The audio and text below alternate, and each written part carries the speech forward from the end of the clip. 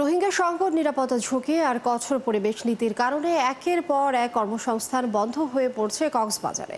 পর্যটন, মৎস্য, বন্দর থেকে শুরু করে এনজিও খাত সবখানেই দেখা দিয়েছে চরম স্থবিরতা। এতে কর্মহীন হয়ে পড়েছেন কক্সবাজারে বড় সংখ্যক জনগোষ্ঠী। হেলাল উদ্দিনের ছবিতে কামরুল ইসলাম মিন্টুর প্রতিবেদন। এক সময় পর্যটকের কোলাহলে মুখর ছিল সেন্ট মার্টিন। সারা বছরই দ্বীপ জুড়ে থাকত প্রাণ চাঞ্চল্য। পরিবেশ রক্ষার তাগিদে এখন সেখানে পর্যটক যাতায়াতে কঠোর বিধিনিষেধ। এতে দিশেহারা দ্বীপটির পর্যটন নির্ভর বাসিন্দারা।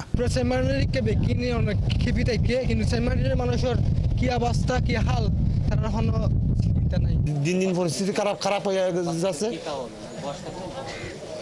এরকম থাকলে তো উপবাস থাকবে।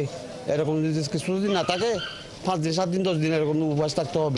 সিজন শীতকালে 450 আল্লাহ জান সেন্ট মার্টিনগামী জাহাজ চলাচল বন্ধ, টেকনাফের দমদমিয়া ঘাটেও। এতে কাজ হারিয়েছেন শত শত শ্রমজীবী।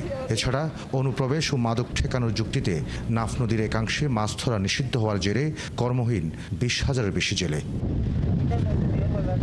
টেকনাফ স্থলবন্দরেও থেমে গেছে আমদানি রপ্তানি। শ্রমিক আর ব্যবসায়ীরা হারিয়েছেন জীবিকার পথ। এর কারণ হিসেবে পার্শ্ববর্তী মিয়ানমারের সংঘাত ও নিরাপত্তা ঝুঁকিকে দায়ী করছেন সংশ্লিষ্টরা।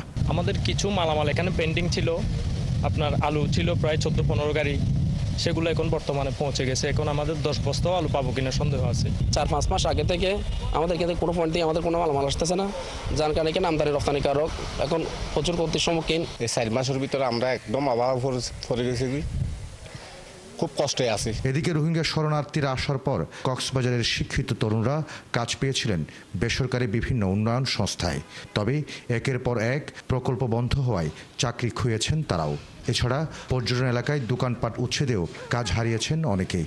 যদি ফান্ড ক্রাইসিস হয়ে থাকে তাহলে এলসি যে স্কুলগুলো আছে বন্ধ থাকুক 1 মাস, 2 মাস, 3 মাস। রোহিঙ্গাও বেতন নেবে না, আমরাও নেবে না, সবার জন্য সমান। যদি একটা প্রজেক্ট বন্ধ হয় সমানভাবে বন্ধ হোক, শুধুমাত্র 1 মাস 2 মাস এভাবে আমাদেরকে মূলা না ঝুলিয়ে আমি বলবো সবার যদি বন্ধ হয় 4 মাস বন্ধ রাখুক, তারপর ফান্ড আসে সবাইকে একসাথে এখানে নিয়োগ করা হোক। ব্যবসায়ী নেতারা বলছেন রোহিঙ্গা ক্যাম্প, সীমান্ত সমস্যা, পর্যটন নীতিমালা সব মিলেই কক্সবাজারের কর্মক্ষেত্র দিন দিন সংকুচিত হচ্ছে।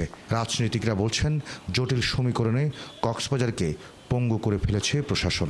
যেহেতু এখনো কোনো ধরনের পলিটিক্যাল স্টেবল গভর্নমেন্ট এখনো আসে নাই, ব্যবসায়ীরা কিন্তু ইনভেস্ট করতে একটু শেকি ফিল করছে। সরকারি পলিসি কোনো পর্যটন বান্ধব না।